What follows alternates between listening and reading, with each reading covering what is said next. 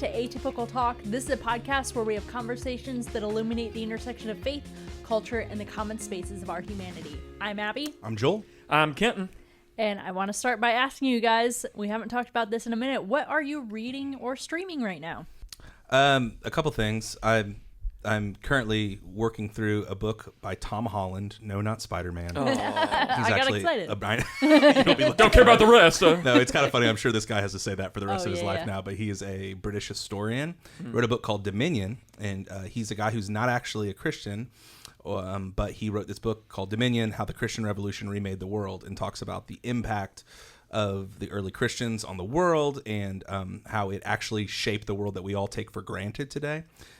He argues that the world we're living in is like we're born on third base, and there's just so many ideas that were revolutionary, like that everybody mattered, and it doesn't matter how much money you have, you still deserve care and love and all these different things. So that's been really interesting. It's kind of don't tell myself this is a bit of a slog, but it's really kind of fascinating stuff.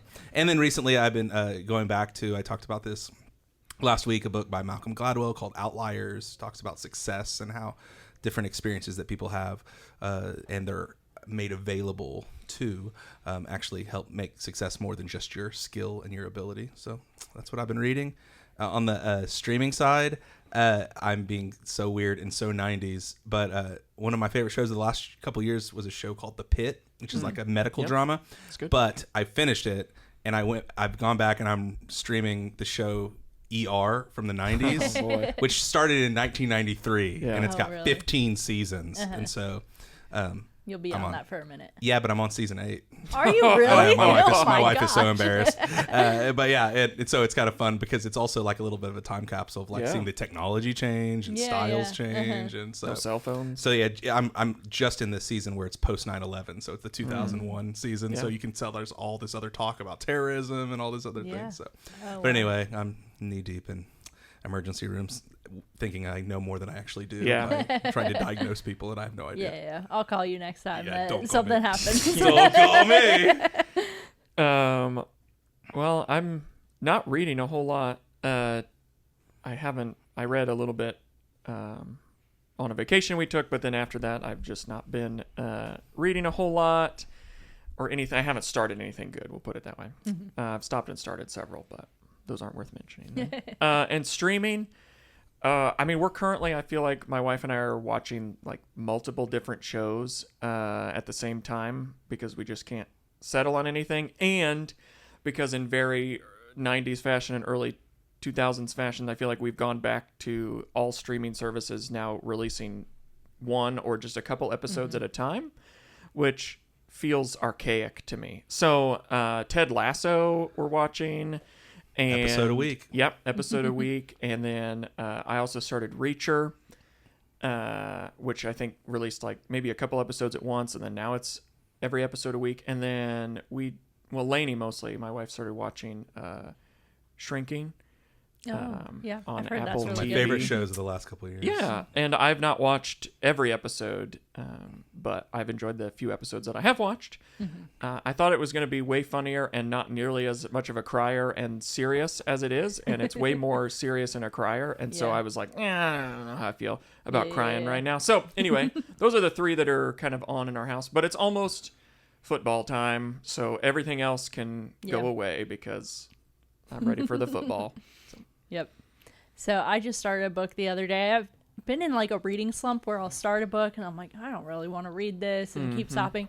So I started one the other day. It's called Horror Store, and the cover looks like an IKEA catalog. And it's like a horror book set in an IKEA type store. Well, me going to IKEA is a horror story. Sometimes, so. But it's kind of like a comedy too, so there's like funny elements and stuff like that. I'm only a few chapters in, but it seems really good. It kind of feels like maybe it's gonna make like a Backrooms turn, and it's gonna like have that type of vibe. But I don't know yet. Very trendy right now. Yes, yeah. The liminal spaces of the IKEA kitchen section. Yeah, yes. basically. Yeah. Yeah, and then we're not really streaming any TV shows right now. we'll watch like King of the Hill sometimes when we're eating dinner, but that's about it. But I've been streaming this podcast. I'm in a very like spooky mood right now, I think, because October's feels like We're it's so close far to- away. I know. We're so far away. You're like, it's Halloween's Almost coming. October, right? It's a quarter of I the mean, year in front the of us. stores I are. decorated The for stores are Halloween ready. the other day. It's almost here. Gosh. Oh my gosh. But I've been listening to the podcast. It's called Radio Rental, and it's like real life horror stories that people submit. But it's hosted by Rainn Wilson from The Office, yeah. and so it's got like funny elements mixed in between the stories and stuff. And I so, mean, Dwight telling me horror stories. well, he's That's not the something. one reading it. The people who Oh, submit that's it read the Okay. stories, so he just does like the in between stuff. And it feels like, I can't remember what this show is, but it's like an old, really old TV show where there would be like puppets doing commentary during like a scary like monster movie and stuff. I've seen it on MeTV before, but I don't even know Talking what about it's Mystery called. Science Theater. Yes, yeah, that's what it feels like, where Okay. there's like bits of comedy mixed in gotcha, between the yeah. horror stories. But yeah, it's really good too. So our first topic today, it's a relevant magazine article titled Science, Loving Your Neighbor is Literally Good for Your Brain. A new study in the Journal of Positive Psychology found that random acts of kindness outperform traditional cognitive behavioral therapy techniques in reducing depression and anxiety. Researchers were surprised since cognitive reappraisal has the strongest clinical track record, but the kindness group not only matched or beat the other methods, it also produced increases in social connection that didn't show up elsewhere.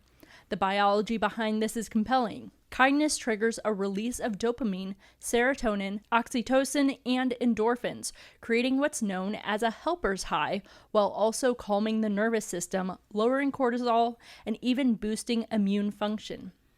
Over time, these effects contribute to lower blood pressure, faster recovery from illness, and even longer lifespans, with studies showing that generous, socially connected people live longer than isolated individuals. Experts emphasize that consistency matters more than grand gestures. A single kind act provides only a brief oxytocin boost, but habitual kindness is one of the most reliable paths to sustained happiness. Kindness also has a ripple effect. Those who receive it become more likely to extend it to others, and givers tend to underestimate just how much their small gestures mean to recipients. The article ties this ancient wisdom to modern science, concluding that loving others isn't just a moral obligation as a Christian, but a built-in part of human flourishing. Small acts like checking in on a friend, dropping off a meal, or leaving a generous tip aren't just good for others, they're good medicine for ourselves too. Have you guys ever thought about it like that? I mean, I've heard of these kind of studies, and I think I've talked about the helper's high reality before, never in this kind of depth, but Yeah. it's a fascinating understanding of just the way that we're wired for this as well. I mean, I think the idea that we think that helping others, if we're Christ followers, is just, it's what you should do. It's what you should do. And it becomes one of those ought to things. And I love the framing of this, especially with our brain science, to think like, no, actually you were created for this. Like, you're actually flourishing when you live in this way. God made our bodies, and he made us so that this would be naturally rewarded, and this is the way we're created to live. Not just a wag your finger, go help somebody, which that kind of guilt doesn't really produce this. But if you're doing it from the heart, it's something that leads you to thriving and flourishing, because that's the way God created us. Yeah. So do you think knowing this, people would be more willing to go out of their way to find ways to show love to others? Or do you think we're still going to have people who are stubborn and say, you know... I got thoughts, but you want to go first? I mean, I just think that no. Yeah.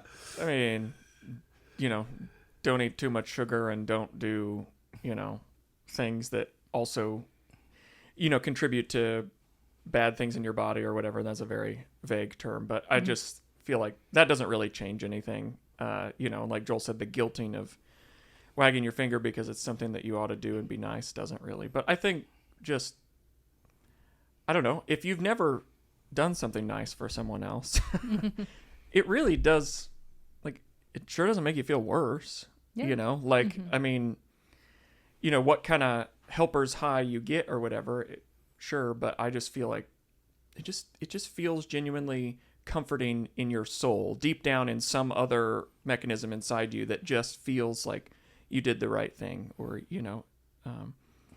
said hello to a person and created a relationship. After reading this article, I came across my social media, in classic social media fashion, started showing me a bunch of videos and stuff about basically people doing random acts of kindness, which are kind of its own thing. But there was this one guy in particular that was basically like, long story short, he just met somebody that would like walk outside of his home, and just every morning he would say hi to him, and then that created a relationship, and then it turned into like him helping this guy, and gave him a bike and all this kind of stuff, and then told him, drop off your bike if it ever breaks, and he just fixes it. And he's like, I'm not really doing any grand gesture. He's like, I'm taking 20 minutes out of my day to fix this bike, put a new chain on it. And he's like, but it just feels good knowing that my one hello one time led to a new acquaintance and a new friendship and relationship with another human being. And so I think it's just be nice. Do something nice for somebody. It's pretty fun. Yeah.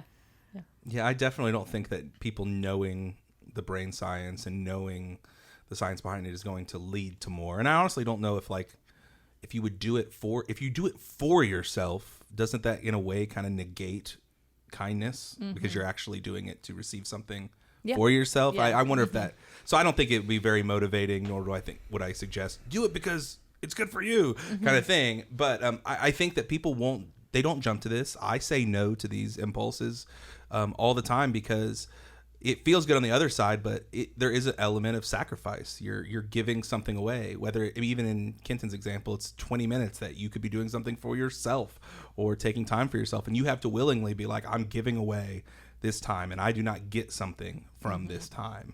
Or I'm not doing it to get something in this time. And I think we are so busy and we're so built on trying to maximize everything for our individual goals and our individual thoughts that we say no all the time. And I don't think any amount of science would be the thing that motivates us, to actually do it. But because there's always an element of, love is sacrifice. Love is you giving something away that you don't have to, but you want to better somebody else. And that takes away your time, which is resource, energy, all those different kind of things to make it happen. And that's what's Christian about love too, is that's the model that we see in Jesus, is he didn't just say, I love y'all. Like he showed us and he demonstrated, in using Paul's language, what love really is. And it's always going to cost us something. But on the other side, there is this reward. And now we see through science, like, oh man, that reward is actually built into us as human beings, which is really beautiful and cool. Yeah. Our next topic today, it is a Wired article titled "The Hottest New AI Chatbot is Just a Guy Answering Your Questions." He's been writing all my sermons the last couple of weeks, so I can't wait to talk about our new guy. ChatTJB is a quirky twist on the AI chatbot trend, created by Tucker Bryant, a 32-year-old public speaker, artist, and former Google project manager. Rather than being powered by an actual large language model, ChatTJB is entirely human. Bryant personally reads and responds to every prompt himself, whether that means sketching a request image of a skunk in sunglasses or offering advice on frying an egg. A San Francisco billboard promotes it as the leading chat interface powered by AI, playfully redefining AI as average individual. The project has become so popular that Bryant sometimes can't keep up, with the site noting that thousands of people are writing in right now. The article highlights the tension and humor embedded in ChatTJB's concept, which uses satire to comment on society's growing reliance on AI-generated responses instead of human judgment or interaction.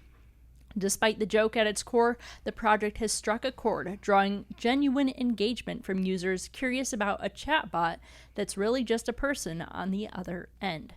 What did you guys think about this new chatbot that's just a guy? Well, I just asked him, how do I make friends? And I'm still waiting on a response. So he's a little slow. Yeah. But there is a message that pops up now saying, hi, thousands of people are writing in right now. And ChatTJB is still a very small group of volunteers. So this could take days while we get more help. Yeah. It's kind of funny. When I saw this article the other day, I was like, oh, I should message something to get something to talk about on the podcast. And I was like, oh, no. It's going to take days. We're not going to have it in time. Yeah. I do think one of the interesting things is how he's satirically, like, sort of joking about the sycophant, a way that ChatGPT talks to us and the way it sucks up to us. Like, the idea of like asking Chat a question I did a couple weeks ago, and it was like, that's an insightful question, deep insight. I'm like, stop sucking up to me. Yeah. Like, yeah, you're a It's really machine. not. You're not a person. And so I think him sort of poking fun at that is Yeah, it's sort of it's what comedy does, right? And what satire does is it like, oh, it's actually making a point about how we're getting too comfortable with these things and relying on these things too much. So I think that's interesting. Yeah. I've seen a lot of TikTok videos lately where someone will be like, your friend that talks like ChatGPT now, and it'll be things like, that's a great question. Let me think on that. And then it does the awkward pause that ChatGPT does. Yeah. We should go try out this new taco place. Like just very, silly, very surface level things. And it's like, it's just poking fun at how reliant people have become on ChatGPT and other AI platforms and stuff. And it's like it's almost making us less human too by using it so often. And so I really thought that was, it's a funny thing, going on there asking him for a picture of a skunk in sunglasses, but it also is like really, pointing out what the problem is right now. Yeah. Just last night, I asked ChatGPT a question about an episode of ER. And it came back and gave me an answer, and it was wrong. It was talking about the wrong episode. So I literally asked, "Are you sure about that?" And it goes, "Oh, I'm so glad that you checked me on my information, Joel. my gosh. I was completely wrong. You're so smart," basically. And I'm like, "This is weird." That it just hallucinated something, and then it congratulated me and sucked up to me for saying that. Like, I don't like how this feels like a person kind of thing, but thanks for the info. Yeah. What do you think, Kenton? I think satire is a great way to draw attention to something that can get people to actually pay attention to the reality around them. I mean, we're super fixated either because we're using AI a lot, or or we're on the other side of things where I feel like you're fully against this kind of AI data center life that we all are afflicted by these days. But I think that something like this, this guy trying to use comedy and humor, honestly, that's things that get to me really easily and really well, are somebody, making a joke of something, and then you're like, oh, yeah, maybe I should pay more attention to something like that. So just seeing the absurdity of the questions this guy has answered, or just the thought of like thousands of people now wanting to partake in something like this, and it could take days to... We've come a long way from writing into Dear Abby, but Yeah. have we? No. Have we? Because now Not really. it's Dear DJB. Yeah. So if you guys could have a robot assistant for one area of your life, what would you want it for? Picking up toys. I Like just wanted to clean my house. picking up at the end of the day so that our robot vacuum can do the job Yep. when I Yeah, go to bed. But like, like it just... Sometimes with school and homework and sports right now with kids too, it's like we get them to sleep and then I look downstairs and I'm like, this is a stinking disaster. Like, and so then it's another like 30 minutes of that kind of thing. So if I could literally push a button, some robot just put the toys back exactly where they're supposed to go and clean everything up, put the curtains up so that we could run the vacuum. I mean, it would be game changer. I could chill out a little bit more before I go to bed. I didn't even have to think very hard about that one. Yeah, that feels like surely I that's was what thinking everybody's that. answer or Picking up. close to would Because be. robot vacuums are a great thing, right? Yeah. But like they're not picking things up so that you have to like No, clear they're the moving path. them around. You have to clear the path. Or getting stuck. Yes, on the ledge. Yeah. on the ledge. Sorry, your vacuum's stuck on a cliff. Yeah, there it is. Yeah. I don't have a cliff Yes, in my there's no house. cliff. Like, it's a rug. It's a rug. Yeah. I would want one that meal plans, because I hate trying to decide. Hey, you should try what Chat to- TJB for that. I I think he know, might actually yeah. really help you out with that. meal planning, but then also maybe sometimes making the meals, because sometimes I get home, I have a headache, I'm like, I don't want to deal with this, and so I think meal planning and sometimes cooking would be great. So you want a Jetsons like made robot? Yes, kind of thing, absolutely. They Yeah. kind of, I mean, grocery shopping. I know that basically, somebody does it for you if you do like Click List or whatever, Kroger pickup or whatever it's called these days. I don't know, but surely they're close to that, because Kroger has like Tallybot or whatever that like that's true. beep boops at you as you are walking around, so. Yeah. We're getting there, Abby. I still want Yeah. my flying car, so we'll see. I don't know. People can't drive regular cars some days, so I don't know if I trust them driving It would just be cars. flying cars still in roads, that like not on a road, but it would just be like in between. Yeah. Oh, gosh. Our last topic today is a religion news article titled The Hobby Lobby Billionaires and the Dangers of Faith Backed by Vast Wealth. Michael Blanding's new book, The Gospel According to Hobby Lobby, examines how the billionaire Green family, owners of Hobby Lobby, have used their vast wealth to advance conservative evangelical Christianity and Republican politics in America. The book traces patriarch David Green's journey from a poor Pentecostal upbringing to retail success, driven partly by a desire to prove his religious devotion despite not entering ministry like his siblings. The Greens have funneled millions into organizations like Bill Gothard's Institute in Basic Life Principles and the Alliance Defending Freedom, which played key roles in overturning Roe v. Wade and advancing anti-LGBTQ+ legislation. Blanding also details the family's pursuit of biblical artifacts for their Museum of the Bible, a process marked by legally questionable acquisitions that ultimately led to a federal investigation revealing thousands of stolen or fake items. The author of this article argues the book reveals troubling parallels between the Greens and other ultra-wealthy figures, noting their apparent disregard for legal and ethical consequences in pursuit of their goals. Similar to behavior seen among tech billionaires like Elon Musk or Jeff Bezos, despite the Greens' ostensibly more altruistic motives. He contends that rather than seeking genuine biblical scholarship, the Greens have essentially purchased validation from a narrow circle of sympathetic scholars and pseudo-scholars, creating an echo chamber that reinforces their pre-existing beliefs rather than challenging them. Ultimately, the article frames the Greens' story as a cautionary tale about how concentrated wealth, even when wielded with sincere religious conviction, can distort both political processes and the pursuit of truth, making their influence a crucial case study in understanding how billionaire power shapes American religious and political life. So what did you guys think about this article? I thought Hobby Lobby just had the instrumental worship songs and With the flute. cute signs. Yeah. I mean, there's so much to be said about wealth and the way that works in a world of religious figures, I guess, is how I'm going to put it, like modern people who maybe don't consider themselves religious figures but are followed by people who might. I mean, Hobby Lobby is kind of got a like massive following of people, and some people are legitimately all in because of the religiosity of the organization. And so, yeah, just responsibly using that wealth. I think some of the things they pointed out in the book just really makes me question their responsibility, what they're doing with it. I don't know.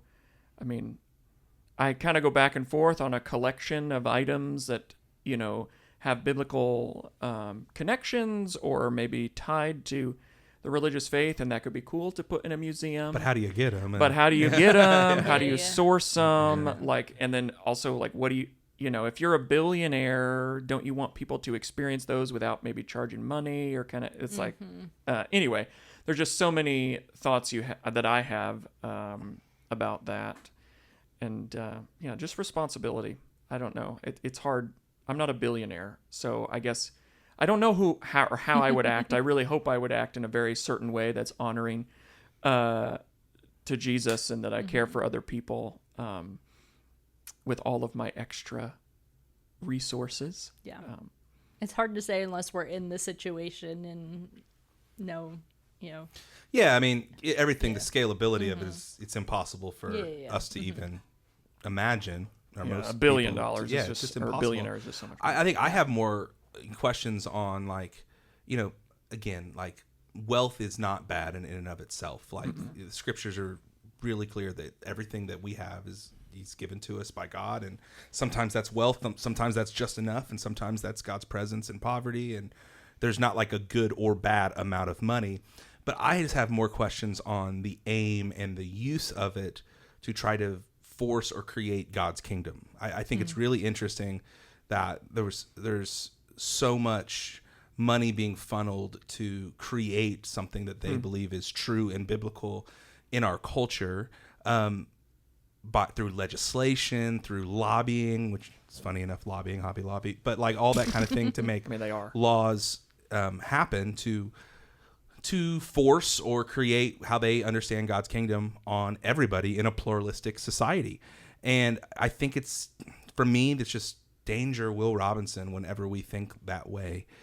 Because if that was the goal, and if the method of bringing God's kingdom was through influence and through power and through money and wealth, then Jesus was a complete and utter failure. If we think that like this is how we bring God's kingdom is by influence, get into the government and make laws that are Christian to force people into this way of thinking about God, that's how God's kingdom comes. If that's how we do it, then Jesus failed. What Jesus did, he didn't come to win. He came to lose, and to lose on purpose, and to offer himself in sacrifice for other people, and then to give a model for us to live. Like, God's kingdom comes because Jesus dies, not because Jesus became the new emperor of Rome. And it's not like Jesus got everybody to be like, oh yeah, the Torah is now the accepted, everybody in the Roman Empire, they have to follow this book now. Like, it wasn't like forcing this on people. It was what changed people's hearts. And even what Tom Holland writes about in the book Dominion is what changed the world, and what led people to the Jesus movement was the cross, and it was giving of himself away. And so I'm always going to be cautious of how much I'm trying to use, in air quotes, the world's methods to win instead of Jesus' methods of losing on purpose for others. You know what I mean? Sacrificially thinking about this. And that's just where I question the techniques. And money is not a bad thing in and of itself. Wealth is not a bad thing. Wealth can be an incredible tool to do lots of good. But are we doing it to shove a version of the story down people's throats, or are we doing it to lift them up, to serve them, to bless them, to show them and demonstrate to them what God is like, instead of, this is who God is, you should do this? And I think there's a big difference in that tone and that approach. And I think it's just a cautionary tale for all of us that in the scale of the world, we are all wealthy in America, to be like, how are we using the wealth that's been placed in our hands? Are we trying to force God's kingdom by winning and by influence and by lobbying and by laws and legislation? If that's not the play, y'all. Yeah, I mean, we often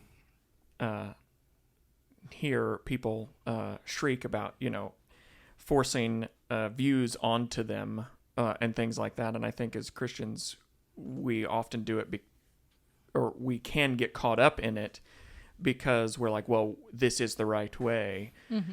And we get mad when other people do it. And yet as Christians, they don't even think about it, or may not think about it, and be like, I'm going to tell them exactly how I feel. Well, shoe on the other foot, how are you going to feel if somebody does the same thing with whatever opinion you've got, And I think you're talking about like religious freedom, right? Oh, for like sure. The idea that like there are a lot of Christians that are loud for religious freedom, but really what they're loud for their religious freedom. Yes. And like, oh, well, I want to be able to do this in a public school as a Christian, but well, if there's a Muslim teacher, I don't want them to be able to do that. I'm like, well, that's not really religious freedom then, right? That's freedom for your religion. Yeah. And again, like that's not, people don't think through that turn, but it's real, and that's just the logic of it. And so, yeah, I think that what's dangerous for all of us is, are we going to try to win to bring God's kingdom, or are we going to try to be the biggest loser to bring God's kingdom and give of ourselves? And I think Jesus is pretty clear, and the story of the Gospels are pretty clear of how God's kingdom actually comes, and it's not through him kicking Rome's butt and forcing the Bible down everybody's throat. That's not how he did it. Yeah. With as much rain as we've got recently, I was about to head to the Ark. Yeah. That would be, you know what I mean? That's the real move. So we're not too far away. They built it for a reason, I guess. Yeah, that was it. Didn't it get flood damage like shortly after? Yeah, it was built? absolutely. I don't think I trust that. Yeah, for They sure. used the wrong gopher. Yeah. Gopher measurements there. Yep. Yeah. Well, that's it for this episode of Atypical Talk. If you have any topics you'd like us to talk about or questions, you can email those to atypicaltalkpod@gmail.com. You can follow us on Instagram, Facebook, and TikTok at atypicaltalkpod. And make sure to subscribe on your favorite podcast platform to get updates when new episodes go live. We hope that these conversations today have helped you think wider, love deeper, and partner with God to bring the up there down here in your everyday life. Thanks for listening. Thanks. Subscribe! Thanks, Chat TJB.